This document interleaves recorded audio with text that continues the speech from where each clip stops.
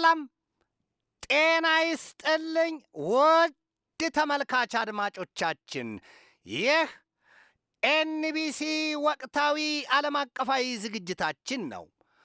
በዛሬው ዝግጅታችን ትራምፕ arrives in Beijing for crucial summit።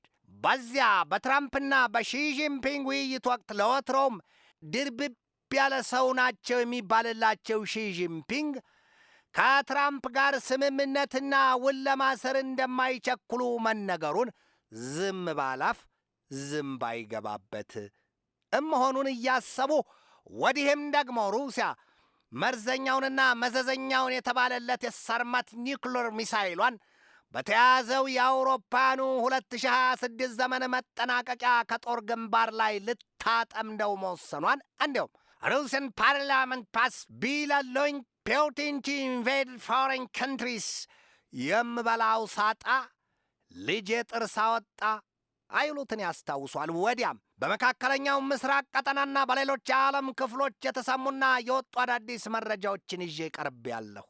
እስከ ዝግጅቱ ፍጻሜ ድረስም አብራችሁኝ ትዘልቁ ዘንድ የአክብሮት ግብዣዬ የአየር ሞገዱን ሁሉ አሳብሮ ከልባችሁ ይድረስ የምላችሁ አዘጋጅቼ የማቀርብላችሁ ትዕግስቱ በቀለ ነኝ። ቻይና እንኳንስ እናቴ ሞታ እንዲሁም አልቅስ አልቅስ ይለኛ አላለያም ሆድ ለባሰው ማጭዳታው ሰው ይሏል ቀደምቶቹ የነገር ውስጥ ወይራን አዋቂዎቹ። የሩሲያ ፓርላማ ወይም ዱማ ምክር ቤት የሀገሪቱ ፕሬዚደንት ቭላዲሚሮቪች ፑቲን በሌሎች ሀገራት ሳሉ መብታቸው ለሚገፋ ሩሲያን ጥቃታቸውን ይበቀሉ ዘንድ የሚያስችላቸውን ስልጣን ደርቦላቸዋል ነው የተባለው። The Kremlin might be ready to test the West commitment to NATO። የፖለቲካው የትናንት ምሽት ዘገባው ይህንን ሲል ያሳያል። Russia's parliament approved a bill on Wednesday that allows President Vladimirovich Putin to order the invasions of foreign countries። እሳት በሌለበት ጭስ አይታይም ይሏል አበው። ለወትሮም ፑቲን የቀድሞ የሶቪየት ኅብረት ዘመን ግዛቶችን ዛሬ ሀገር ሆነው የሚጠሩትን በሙሉ በነቂስ መልሰው የመጠቅለል ዕቅድ እንዳላቸው ሲነገር እንደነበር አይዘነጋም። በግልጥ አነጋገር ይላል እንግሊዘኛው፣ ሞስኮ በአባልነት ያለችበት ይሁን አይሁን በየትኛውም ሀገር የታሰሩ የሩሲያ ዜጎች በምርመራ ላይ ያሉትን ቢሉ በፍርድ ሂደት ላይ ያሉትን በየትኛውም ሀገር ያሉ ሩሲያን ዜጎችን ሌላው ቀርቶ በዓለም አቀፉ የወንጀለኞች ፍርድ ቤትና በዓለም አቀፍ ድርጅቶች ተበድለዋል የተባሉትን ሩሲያውያን የሩሲያው ፕሬዚደንት ቭላዲሚሮቪች ፑቲን የጦር ኃይላቸውን ልከውና ሰብረው ገብተው ለማስለቀቅ የሚያስችል ስልጣንና ፈቃዱን ደርቦላቸዋል ነው የተባለው። የሩሲያ ፓርላማና ወይም የሩሲያ የዱማ ምክር ቤት ማለት ነው ስልጣኑን የሰጣቸው ለፑቲን። የሩሲያው ፓርላማ ወይም ዱማ ምክር ቤት ሊቀመንበሩ ቪያችስላቭ ቮሎዲን በሰጡት ማብራሪያም it is important to do everything to protect our citizens abroad ነው ያሉት። አይናቸውን በሩቅ ካለ አድማስ ላይ ወርውረውና ሰክተው አርቀው የሚመለከቱ እየመሰለ ፑቲን ይህንን ፓርላማ ወይም ዱማው የሰጣቸውን ስልጣንና ይሁንታም ሕግ ሆኖ ይወጣ ይጸድቅ ዘንድ ለመፈረም ዛሬን ጨምሮ 13 ቀናት ይቀራቸዋል ነው የተባለው። በዚህ በተያዘው የአውሮፓኑ የ2026 ዘመን የተለያዩ የምዕራባውያኑ የደህንነት ተቋማት ሩሲያን ለምዕራባውያኑና ለሰሜን አትላንቲክ ጦር ቃል ኪዳን ድርጅት ወይም ኖርዝ አትላንቲክ ትሪቲ ኦርጋናይዜሽን በምህጻረ ቃሉም ለኔቶ ስጋት ናት ሲሉ መፈረጃቸው አይዘነጋም። አንኸርድ ይላል በዛሬ ሰበር መረጃው። ኔቶ ኢዝ a dangerous grift አሜሪካ ኢዝ ሚልኪንግ ዩሮፕ ነው ያለው። የአባትህ ቤት ሲዘረፍ አብረህ ዝረፍ ይላሉ የነገሩ አካሄድ የማይጥማቸው። አሜሪካ አውሮፓን እያለበችው ነው ይላል። እንዴት አትሩጥ አንጋጥ ይላሉ። የአሜሪካና የአውሮፓ ክፍተት መፍጠር ለሩሲያ ምቾት የሰጠ ጉዳይ ሆኗል ነው የሚባለው። ትራምፕ በቅርቡ በጀርመን ካሉ የአሜሪካ ወታደሮች 5,000 ያህል ማስወጣታቸውን የጀርመንና የአሜሪካ መሪዎች በቃላት እላፊ መጠዛጠዛቸውን ቆም እንበልና እንመልከት። ትራምፕ በጀርመን ካሉ ከ35,000 እስከ 36,000 የሚገመቱ ወታደሮቻቸውን 5,000 ያህሉን አስወጥተዋል ነው የተባለው። ባለፈው 15 ቀን። ለምንድን ነው ይሄ የሆነው ሲባል የጀርመኑ መራሄ መንግሥት ፍሬድሪክ ሜርዝ እና የአሜሪካው ፕሬዚደንት ዶናልድ ትራምፕ በቃላት እላፊ አንዳቸውን ነድፈዋቸዋል። ሜርዝ ምንድን ነው ያሉት? እነዚህ ኢራናውያን በጣም የበሰሉና የሰለጠኑ ናቸው፣ ለድርድርና ለውይይት ማንም የማይቀድማቸው አሉ። እያከሉና እየጋሉ ሄዱ። ሜርዝ አሜሪካና ሕዝቦቿ ሙሉ በሙሉ ተሞኝተዋል፣ ጉድ ተሰርተዋል አሉ። ይህንን የሰሙት የአሜሪካው ፕሬዚደንት ዶናልድ ትራምፕ ምን አሉ? በቀጥታ 5000 ወታደሮችን አስወጣለሁ አሉና ትእዛዝ ሰጡ። የጀርመኑ መራሄ መንግሥት በዚህ መልኩ አይደለም የተናገርኩት፣ እንደዚህ አይረዱት፣ እንዲያ ነው ቢሏቸው ካፍ የወጣ አፋፍ፣ ካመለጠ አመለጠ። የአሜሪካው ፕሬዚደንት ዶናልድ ትራምፕ አንገታቸውና ትከሻቸውን በተለመደው መልኩ ዘንበል አድርገው እየሰበቁ የጀርመኑን መራሄ መንግሥት ፍሬድሪክ ሜርዝን አጥረግርገዋቸዋል። ይልቅስ የራሷ አሮባት የሰው ታማስላለችን አትሁን፣ የራስህን አገር ወቅ፣ የራስህን ችግር መፍትሄ አብጅለት፣ የእኛ የአሜሪካ ጉዳይ መቼ በልቶ ነው የምታከው፣ ተጠንቀቅ ሲሉ አብጠልጥለዋቸዋል። መራሄ መንግሥት ፍሬድሪክ ሜርዝን በበኩላቸው የለም አሜሪካና አሜሪካውያን ለእኛ በጣም አስፈላጊዎቻችን ናቸው፣ የልብን ሰርቶ ይቅርታ መጠየቅ የለም። ሁለቱ ተፈነጃጅረዋል። እንዲያው የጀርመኑን መራሄ መንግሥትና የአሜሪካውን ፕሬዚደንት ለማሳያነት ጠቀስናቸው እንጂ ድፍን የአውሮፓ አህጉር ወይም ደግሞ የአውሮፓ ኅብረትና አሜሪካ በብዙ መልኩ ነው የተፈነጃጀሩት። ትራምፕ መጀመሪያ ስልጣን ሲይዙ በየትኛውም አገር ላይ የቀረጥ አበላቸውን ማውረዳቸው ይታወቃል። በቀረጥ አባዚያቸው ያልከተከቱት የትኛውም ሀገር የለም። ወዳጅ የሚሏትን እስራኤልን ቢሉ እንግሊዝን ለማን ተመለሱ? ለማንም አልተመለሱም። በነካው እጅ ያንንም ንካው። ይህንን አድርገው ነበር፣ በዚያ ተቋስለዋል። የኋላ ኋላ ላይ ደግሞ ትራምፕ የዴንማርኳን ራስ ገዝ ግሪንላንድን እጠቀልላለሁ ማለታቸውና ካናዳንም 51ኛ ግዛት ያደርገዋለሁ የማለታቸው ነገር እንዴት የኔቶ ፊት አውራሪዋ ሀገር አሜሪካ ፕሬዚደንት ሆነው እንዴት ከገዛ ገላው ይቀነጥባሉ? ይሄ ውርደት አይደለም ወይ? እባኮ ለሐሜት አይስጡን ቢሉ ቢለምኗቸው ትራምፕ አደርገዋለሁ፣ ግሪንላንድንም ወስዳለሁ፣ ካናዳንም ጠቀልላለሁ አሉ። ከዚያ ውጭ የሜክሲኮን ሰርጥ ጋልፍ ኦፍ ሜክሲኮና የፓናማ ካናልን በሙሉ ይዛለሁ ወስዳለሁ አሉ። በሜክሲኮ ሰርጥም ስም እስከ መቀየር የዘለቀ እርምጃ መውሰዳቸውን እናውቃለን። ያን አድርገዋል። በዚያ ግብራቸው ትራምፕና የአውሮፓ መንግስታት አይንና ናጫ ያንን ሆነዋል። የውሻን ጥርስ ባጥንት ይፈሩታል፣ አልያም ነግበኔን እንደዚህ ሆነዋል። ለዚያ ነው ከዚያ ዘለሉና ትራምፕ ከኔታንያሁ ጋር ብቻ መክረው የጣምራ ጦርነት በኢራን ላይ ሲያውጁ ለኔቶም አልተናገሩ። ለገዛ ሕዝባቸውም ቢሆን በደርበቡ ነው።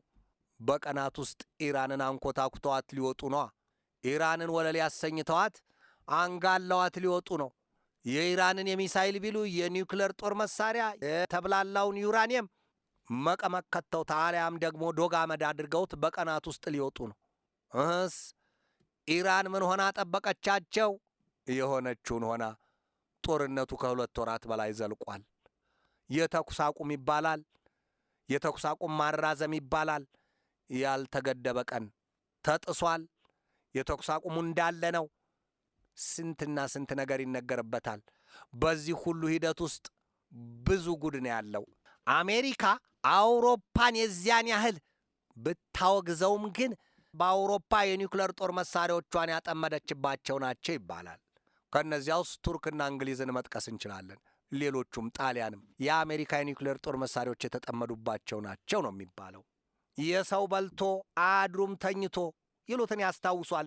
ትራምፕ ገና በጀርመን ካሉ ወታደሮቻቸው ብዙዎቹን ለማስወጣት መዛታቸው ነው ዛሬ የተሰማው። ትራምፕ ያንን ያደረጉበት ደግሞ የጀርመኑ መራሄ መንግሥት ፍሬድሪክ ሜርዝ ለተናገሩትና አሜሪካ በቴህራን ክፉኛ ተዋረደች፣ ጉድ ተሰራችና ሌላም ሲሉ ለተናገሩት ቃል የበቀል ወይም የቅጣት እርምጃ መሆኑ ነው የተገለጠው። ሜርዝ ከተናገሯቸውና ትራምፕን የውሻ በትር ካስያዟቸው ቃላቶቻቸውም ሲጠቀሱላቸው ኢራን had humiliated the United States of America ነው ያሉት። ኢራን had humiliated the United States of America የልቡን ሲነግሩት የኮረኮሩትን ያህል ያስቀዋል ይላሉ ኢትዮጵያውያኑ። በትራምፕ ህሊና ድቅን እያለ ሰውየውን ለእንቅፋት እግራቸውን ለግጭትም ጥርሳቸውን ዳርጎታል ነው የሚባለው የሜርዝ አነጋገር። ትንሿ ምላጭ አገር ትላጭ፣ ትንሽ ቆሎ ይዞ ወደ አሻሮ ጠጋ፣ ትንሽ ወጋ አድርጎ ብዙ ማድማት፣ ትንሽ ተናግሮ በቂም የሰው አንጀት መቁረጥ ተቃቅረዋል ጀርመንና አሜሪካ። ልጅ ያለ ልጅ አከለ ይሏል አበው። ቀድሞ በአሜሪካ ፕሬዚደንቶች እስከ ጆ ባይደን ድረስ በነበሩቱ ሰዎች የምዕራባኑ የጦር ጥምረት ወይም ኔቶ የሚመራው በአሜሪካ ፊት አውራሪነት እንደነበር አይዘነጋም። ዛሬ ላይ ግን ዶናልድ ትራምፕ ኔቶን ከራሳችን ላይ ውረድ ሲሉና ራስህን ቻል ሲሉ የእንግላል ያጋደሙትን የሚመስለው ይሉታል። ለዚህ ደግሞ ትራምፕ ኔቶን ደጋግመው የንቀታቸውን መጨረሻ ሲገልጡለት የወረቀት ላይ ነብር ጥርስ የሌለው አንበሳ ማለታቸው ሲታወስ፣ ትራምፕ የመንግስታቱን ድርጅትንም ቢሆን ከዚህ የተለየ አቋማቸውን አላሳዩትም ሲሉ የሚተቿቸው ብዙዎች ናቸው። ትራምፕ ኔቶን ስለምን በዚያ ልክ ናቁት ወይም ደግሞ አገለሉት ከተባለ ወይም አጣጣሉት፣ የምዕራባኑ ወይም ደግሞ የአውሮፓ መንግስታት ግሪንላንድን ደሴት ከደንማርክ ቆርጬ ወስዳታለሁ ወይም እጠቀልላታለሁ ሲሉ አኮረፉ። ገሚሶቹ ወታደር እስከ መላክ ደረሱ ወደ ግሪንላንድ ደሴት 15፣ 20፣ 10፣ 2 እንዲህ አድርገው ላኩ። በአሜሪካ ሹማምንት ዘንድ የታየው ያ ጉዳይ ታዲያ ጭብጥጥ ቢከፍቱት ተልባ ወይም ደግሞ የአህያ ባል ከጅባ ያስጥል። እውን እናንተ አሁን ኔቶ የግሪንላንድን ደሴት ቆርጬ እንዳሊዝ ልትከለክሉኝ ነው ሲሉ እየሳቁና እየተሳለቁ የአሜሪካ ሹማምንት በተለይም ፕሬዚደንቱ ጥርስ የሌለው አንበሳ እንዲያውም ከኔቶ ወጣለሁ ብዙ ተናገሩ። በእርግጥም ኔቶ ሲፈተሽ ከቀደመው ዘመን ጀምሮ የበጀቱ ጫንቃ ዶላር ያውም የአሜሪካ ነው። የጦር ኃይሉ አመራር አሜሪካ፣ ብዙ ስልትና ስሌት በአሜሪካ ፊት አውራሪነት የሚመራ። ታዲያ ትራምፕ የጦር ኃይላቸውን ወይም ደግሞ ከኔቶ ጥምረት ወጣለሁ ቢሉ ኔቶ ምን ይተርፈዋል? ልብና ሳምባ የሌለው በድን አካል ነው ያሉትም ብዙዎች ናቸው። ነገር ግን ኔቶ ሲፈተሽ አሁንም ሁለት ሀገራት ብቻ ናቸው ከሰሜን አሜሪካ፣ ካናዳና አሜሪካ። አሜሪካ ካናዳን እበላታለሁ ብላለች። ስለዚህ ማን ቀረ ሲባል በቃ ኔቶ ተፈቶ የለም ወይ ኔቶ ተዝረክርኮ የለም ወይ ሲሉ አውሮፓኑ ኩርፊያቸው እስካሁን በሳቅ አልተለወጠም ወይም ቁስላቸው አልጠገገም። እኒያ ሰው ዶናልድ ትራምፕ በሁለተኛው የሥልጣን ዘመናቸው ምናልባትም ዋይት ሃውስ ቤተ መንግሥት የረፍት ቦታ አልሆነላቸውም ነው የሚባለው። ትራምፕ ካልተናቆሩት ሀገራትና መንግስታት መጥቀስ ይቸግራልም ይሏቸዋል። እውነትም እኮ ትራምፕ በቬኔዙዌላ የሰሩትን ጉድ ላስተዋለ ምኑን አለሁ ይላል፣ ምኑን መንግስት ነኝ ይላል ሲሉ ጥያቄ የሚያነሱትም የሚሳለቁትም ብዙ ናቸው። መንግስቱስ እርሳቸው በቬኔዙዌላ ቤተ መንግስት አንድ ወታደራቸው መሞት ቀርቶ መቁሰል ሳያጋጥመው አይደለም እንዴ እንደ አቦ ሸማኔ አልያም እንደ ጉሬዛና ፌንጣልያም እንደ ፌቆ በሚዘሉ ኮማንዶቻቸው የሀገሪቱን ፕሬዚደንት ኒኮላስ ማዱሮን ከጉዱ ጉድና ከውርደቱ ሁሉ አስከፊ በሆነው ከነምሽታቸው ከእቅፋቸው ፈልቅቀው ሁለቱን ጥንዶች በሰንሰለት ጠርቀው ወደ ሀገራቸው መውሰዳቸውን በግልጥ በአደባባይ የተመለከተችዋ ዓለም መች ተንፈራገጠች? በቃላት ማውገዝና መራገም፣ መቃወምና መተቸት የደካሞች በሆነባት ዓለም ጉድ አንድ ሰሞን ነው ተብሎ ዝም። ከዚያ በኋላም ከአሜሪካ ጋር በባላንጣነት የቆሙ ናቸው የሚባልላቸው ሩሲያና ቻይና ሳይቀሩ መቀመጫ መተኛቸው ውሃ ማጥለኑን እያመነዠኩ እየመነዛዘሩ ያሰጡት እልቆ መሳፍርት የላቸውም። ትራምፕ የዚያን ያህል ጥበብና ኃይልን ታጥቃ ጹብ ድንቅ የተባለ ገድል በቬኔዙዌላ የሰራችውን ሀገር አሜሪካን እየመሩ ዛሬ ደግሞ ለውይይት በሚል ቻይና ገብተዋል። ትራምፕ ቻይና የገቡትም ቢሆን ለጤናማና ለገንቢ ውይይት ያለመሆኑን ያሳዩባቸውም የሚናገሩባቸውም ብዙዎች ናቸው። ትራምፕ ወደ ቻይና ለመጓዝ ሲያልሙ አንድ ጊዜ ሰርዘው ይሄ ለሁለተኛ ጊዜ የተቆረጠ ቀጠሮ ነው። ታዲያም የሁለቱ ሀገራት መሪዎች ትራምፕና ሺጂንፒንግ በጥልቅ የመፈራራትና የመጠራጠር ስሜት ውስጥ እባብ ለእባብ ይተያይ ካብ ለካብ ናቸውም ይሏቸዋል። እንደዚያ ሆነው ነው የሚወያዩት። እንዴት ካሉ ደግሞ ፊት ለፊት ዛሬና ነገን ሊነጋገሩባቸው ይዘዋቸዋል የተባሉት አጀንዳዎቻቸው በሁለት ቀን ብቻም ሳይሆን በሁለት አስርት ዓመታትም አይታሰቡም ይባልላቸዋል። ብቻ ግን ትራምፕ ቻይና ቤጂንግ ገብተዋል። ቻይና ከኢራን ጎን መሰለፏ ሲነገር አሜሪካ ጣጣና መዘዝ የምትመዝ ከሆነ ደግሞ ቻይና ከባህር ጥልቅ ስፍራ የተዘረጉ የኢንተርኔት ገመዶችን ለመበጣጠስና ደብዛቸውን ለማጥፋት ከሩሲያ ጋር ሴራ ሸርባለች ነው የተባለው። ይህንን ከትናንት በስቲያ በነበረው የኤንቢሲ ወቅታዊ ዓለም አቀፋዊ ዝግጅት ላይ በዝርዝርና በጥልቀት ቃኝቸዋለሁ። ቻይና ከሰራችው አዲስ መሳሪያ ከተጠበበችበት የአሜሪካን የኢንተርኔት ገመዶች በየዕለቱ ከ10 ትሪሊየን ዶላር በላይ የሚዘዋወርባቸውን የመገናኛ አውታሮች ከ3500 ሜትር በታች ጥልቅ ዘቅጠው የተዘረጉትን ገመዶች በጣጥሰው ሊያወድሟቸው መሳሪያ ፈልስፋለች። ይህንን መርዶ አርድታለች ቻይና። ታዲያ ትራምፕ ዛሬም ወደ ቻይና ለመሄድ ያቁነጠነጣቸውና አንዴም እንደ ቺፌ ቁስል እየበላና እየጠዘጠዘ ረፍት የነሳቸው ጉዳይ ከሁሉም ጋር ከተጣሉ በአንድ ግንባር ሊያደርጓቸው አይደለም ወይ? መካር የሌለው ንጉሥ ያለ 1 ዓመት አይነግስ። ባልንጀራ ሲታማ አንዱ አይኔ ነች ብለህ ስማ ይለዋሉ። ልብ ያለው ልብ ይበል ይላል መጽሐፍም። ታዲያ ትራምፕ ምን መቀመጫ ካላላቸው ተነስተው በረሩ። እዚያስ ሄደው ምን ሊያወሩ ነው? ምን ሊመክሩ ነው? ለስምምነት ወይስ ደግሞ ተዛዝቶና በመገማመት ለመመለስ? ጉዳዩ ብዙ ነው፣ ጉዱም ብዙ ነው። አሜሪካ ትራምፕ በታይዋን ደሴት ጉዳይ እንዲሁም በንግድ ዙሪያ ልትነጋገር አጀንዳ ቀርጻለች ነው የተባለው። የለም፣ ነገሩን የሚያውቁት ብዙዎች ደግሞ የለም፣ ትራምፕ ለስሌት ነው የሄዱት። የቻይናው ፕሬዚደንት ሺጂንፒንግ የኢራን ብርቱና የቅርብ አጋርና አባር ናቸው። ኢራንን ይጫኑላቸው ዘንድ እሳቸውን ለመግፋት ነው፣ እሳቸው ላይ ጫና ለማሳረፍ ነው ወደዚያ የሄዱት እኮ ሲባል የለም፣ የቻይናው ፕሬዚደንት ሺጂንፒንግስ ማን ናቸው?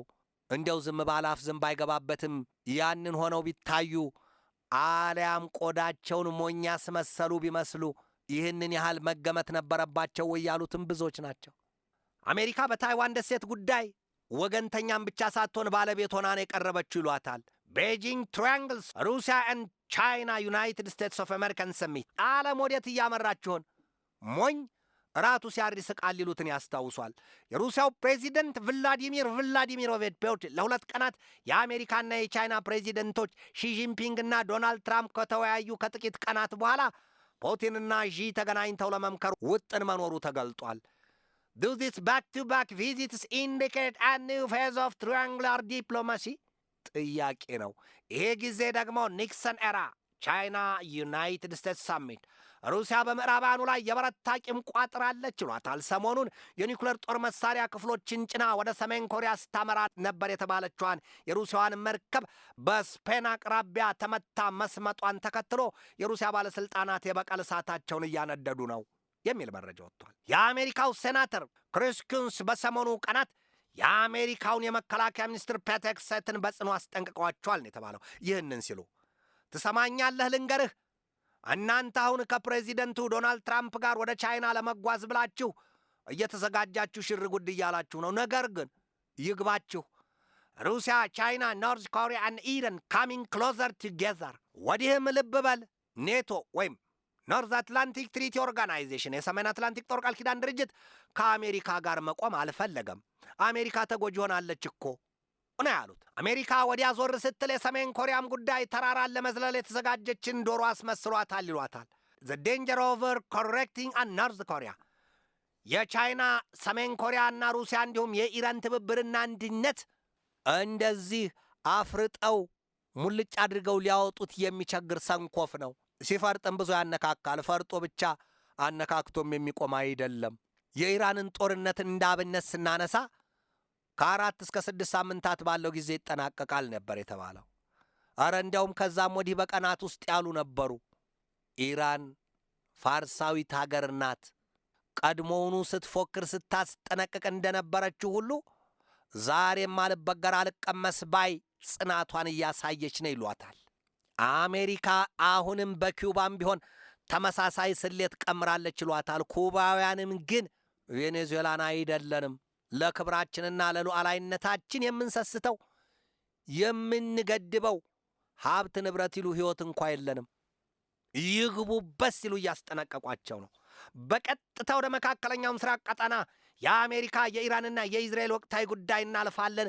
ብዙዎችን አነካክቷል። የባሕረ ሰላጤውን ቀጠና ሀገራትም ክፉኛ ደም አቃብቷል። ዩናይትድ ስቴትስ ኦፍ አሜሪካ ኢንቴሊጀንስ ኢዝ ኢራንስ ኒው ሱፕሪም ሊደር ኢንፍሉዌንሲንግ ወር ስትራቴጂ።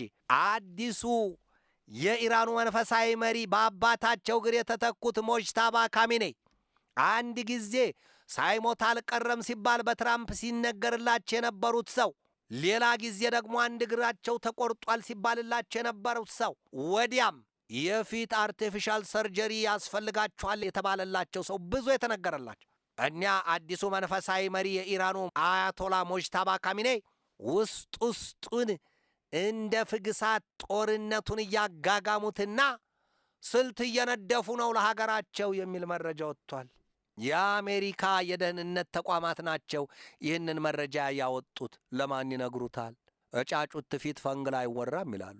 ለራሳቸው እያረዱ መርዷቸውን ተቀምጠዋል። ሞጅታባ ተሰውረው ለኢራን ስልት የሚነድፉና ለአሜሪካና እስራኤል ውድቀትን ክፉኛ የሚያመቻቹና መቀመቁን አርቀው የቆፈሩ ሰው ናቸው የሚል መረጃ ነው የወጣው። ኔታንያሁ በዚሁ ጦርነት በሚስጥር የተባበሩት አረብ ኤምሬትን መጎብኘታቸውን ሲገልጡ ኔታንያሁ ሴስ ሴክሬት ዩናይትድ አረብ ኤምሬትስ ዎር ታይም ቪዚት ሌድ ቱ ዘ ሂስቶሪክ ብሬክስሩ ነው ያሉት። ያንን የተረዱት የኢራኑ የውጭ ጉዳይ ሚኒስትር ሰይድ አባስ አራግቺ አሉ። ኤንሚቲ ዊዝ ዘ ግሬት ፒፕል ኦፍ ኢራን ኢዝ አ ፉሊሽ ጋምብል ኮሊዥን ዊዝ ኢዝራኤል ኢን ዱይንግ ሶ አንፎርጊቨብል ሲሉ ዝተዋል። ይቅርታ የሌለ ወንጀል፣ ይቅርታ የማያሰጥ በደል በዚህ ጦርነት ወቅት የተባበሩት አረብ ኤምሬት ልቧ ከእኛ ጋር ነው ስንል እኛ ከባሕረ ሰላጤው ሀገራት ጋር ችግር የለብንም፣ ጎረቤቶቻችን ናቸው፣ እነሱን ለመንካት ፈጽሞ አቅደንም አልመንም አናቅም ሲሉ እንዳልነበረ ሁሉ የተባበሩት አረብ ኤምሬት፣ ሳውዲ አረቢያ፣ ባህሬን፣ ኳታር፣ ዮርዳኖስ እነዚህ ሁሉ በኢራን የሰው አልባ የጦር አውሮፕላኖችና በኢራን ሚሳይሎች አሰነታቸውን የጨረሱ ሀገራት ናቸው። ለምን ቢሉ ኢራን የአሜሪካን ጦር ኃይል በዚያ አስደፍጠዋል። ለወትሮም ስትዝት ስታስጠነቀቅ ነበር አስወጡ ስትል። ታዲያ እነዚያን ለማግኘት ጥርስን ለመምታት ከንፈር መመታቱ አይቀርም። ያ ነው የሆነው። የተባበሩት አረብ ኤምሬትና ሳውዲ አረቢያ ግን በሚስጥር ኢራንንም ወግተዋታል የሚል መረጃ እየወጣ ነው። ጉድና ጅራት ከወደ ኋላ ነው ይላል ኢትዮጵያውያኑ አበው። የእስራኤሉ ጠቅላይ ሚኒስትር ቤንያሚን ኔታንያሁ በትራምፕ አጠራር ቢቢ ከተባበሩት አረብ ኤምሬቱ ፕሬዚደንት ሼክ መሐመድ ቢን ዛይድ አልናህያን ጋር መገናኘታቸውና መወያየታቸውም ታውቋል። በዚያ ጦርነት የኔታንያሁ ጽሕፈት ቤት ያወጣው መግለጫውም ይህንን ያለው The visit has led to a historic breakthrough in relationship between Israel and the United Arab Emirates. ሁለቱ ሀገራት ለመጀመሪያ ጊዜ ግንኙነታቸውን ማሻሻላቸው የተገለጠው ደግሞ እንደ አውሮፓውያኑ አቆጣጠር በ2020 በዛሬው የአሜሪካው ፕሬዚደንት የዚያን ጊዜውን ፕሬዚደንት ነበሩ ዶናልድ ትራምፕ የመጀመሪያው የ4 ዓመት የሥልጣን ጊዜ ነው። የአብርሃም አኮርድ ሲሉ ብዙዎችን አስታርቀዋል። ኔታንያሁ የተባበሩት አረብ ኤምሬትን መጎብኘታቸውን ሲገልጡ አቡዳቢ ግን በፍጹም ስትል መካዷ ነው የተሰማው። ሚድል ኢስት ሞኒተር ባወጣው መረጃው ደግሞ ኢዝራኤል ቢኬምስ ወርልድስ ሞስት ዲስላይክድ ካንትሪ ግሎባል ሰርቬይ ፋይንድስ ይላል። እስራኤል ሰሜን ኮሪያን፣ አፍጋኒስታንና ኢራንን ቀድማ አደገኛ የምትባል ሀገር ሆና ተመዝግባለች ነው ያለው። ዘገባው የሚድል ኢስት ሞኒተር ነው። ወዲህ ደግሞ ስዊዘርላንድ፣ ካናዳ፣ ጃፓን፣ ስዊድንና ጣሊያን ተመራጭ ሀገራት ሆነው ቀርበዋል። በንጽጽር ነው ያወጣቸው። ወጣ ልበል ዩናይትድ ኪንግደም ቱ ሰንድ ድሮንስ ፋይተር ጀትስ ኤንድ ዋርሺፕስ to join mission securing Strait of Hormuz ከ40 ሀገራት የተውጣጡ የመከላከያ ሚኒስትሮች የተካፈሉበት ስብሰባ በቪዲዮ ኮንፈረንስ መካሄዱ ተገልጧል። The United Kingdom said it would contribute autonomous mine hunting equipment, Typhoon fighter jets and the warship HMS Dragon to a multinational defensive mission amid at securing shipping in the Strait of Hormuz. የእንግሊዙ የመከላከያ ሚኒስትር ጆን ሄርሌ ናቸው በቪዲዮ ኮንፈረንሱ መክፈቻ ላይ ባደረጉት ንግግር በውይይቱ የ40 ሀገራት የመከላከያ ሚኒስትሮች ተካፍለዋል ነው ያሉት። ውይይቱ ሰፍቷል። እንግሊዝ ከእንግዲህ የጦር አውሮፕላኖቿን እንዲሁም የጦር መርከቧንና የሰው አልባ የጦር አውሮፕላኖቿን የሆርሙዝን የውሃ ወሽመጥ ለማስለቀቅ ልትልክ መሆኑን የተገለጠው። ወዲያም የብሪክስ አባል ሀገራት የውጭ ጉዳይ ሚኒስትሮች በህንድ ተሰባስበው እየዶለቱ ነው።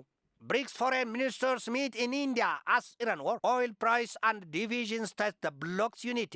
የብሪክስ የውጭ ጉዳይ ሚኒስትሮች በኒው ደልሂ ለ2 ቀናት ጉባኤ ተቀምጠዋል። ጥምረቱን አባል ሀገራት ደግሞ የነዳጅ ዘይት እጥረቱ ፈተና ውስጥ ጥሏቸዋል። የብሪክስ አባል ሀገሯ አንደኛዋ ኢራን ናት። አይዋጥ አይተፋ ምርቅና ፍትፍት ኢራን ለአዲስና ግዙፍ ጦርነት እየተሰናዳች መሆኑ ሲገለጥ በሆርሙዝ ወሽመጥ ጉዳዩ የነዳጅ ጫይ መርከቦች ብቻ አይደለም።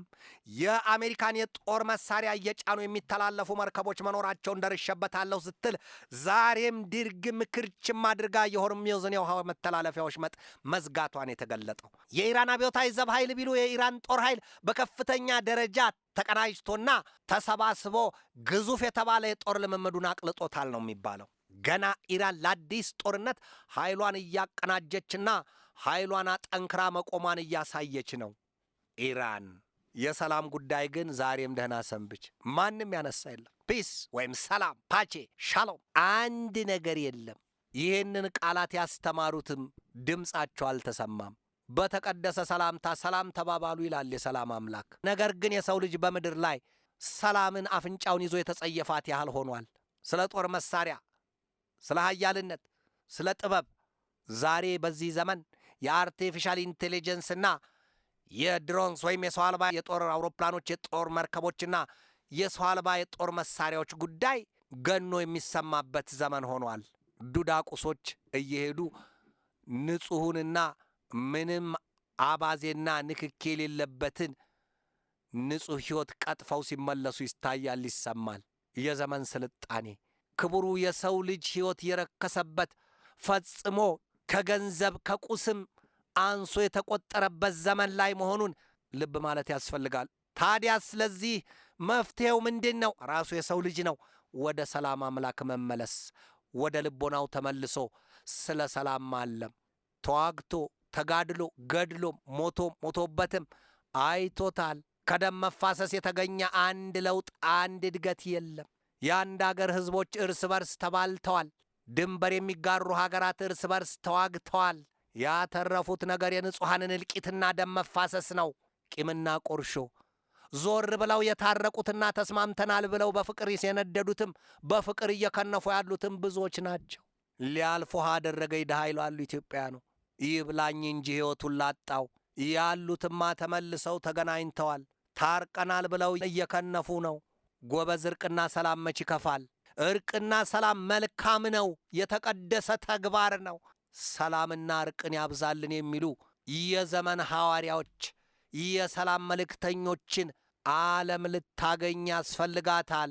ሰላም የተጠሙ ልቦች፣ ሰላምን ያጡ ሕዝቦች ምድራችን ለቁጥር ያታክቷታል። ወደ ኤንቢሲ ተመልካች አድማጮቻችን የዛሬን በዚህ ተሰናበትኳችሁ። ነገ በሌላ ርዕሰ ጉዳይ እጠብቃችኋለሁ። እስከዚያው ከልባችን እስከ ዓለማችን ሰላም ተመኘሁ። በድጋሜ ሰላም።